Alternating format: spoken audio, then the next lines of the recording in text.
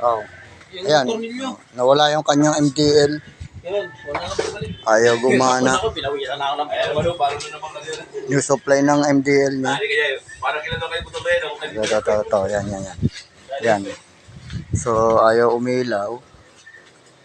Bakit ayaw umilaw? Meron naman siyang supply. Yan. So, yan. Nung naggawa kasi kami ngayon yan, di pagkatapos, bago kami, ikabit na namin. Ayos naman eh. Mas bago pa lang mabili. Kinabit na namin, dinagay ko.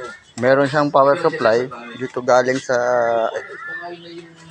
supply, sa ignition. Yan.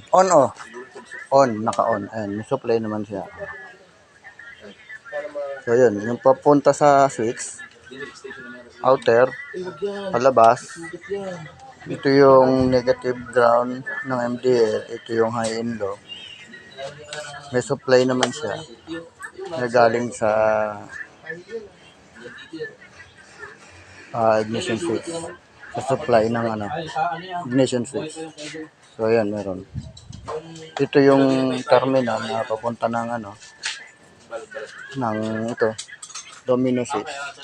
Yan, huwag kayo masyadong kampante sa domino switch niya, ha. So yun, wala lumabas na supply.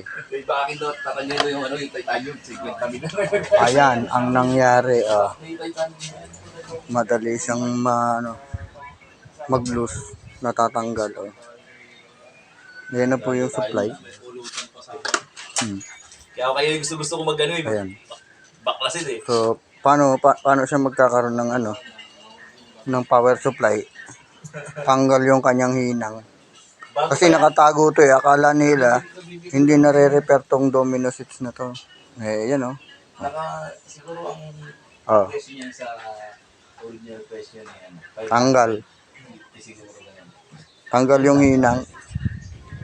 Yan yung yung hinang ampaw. Nasa 185. Yan. Nakakaasar lang. Paano magkakaroon ng supply yung ilaw? So, yung mayari, napabili tuloy ng panibagong ilaw. Akala pundin na. Pero hindi. Itong domino switch ang sira.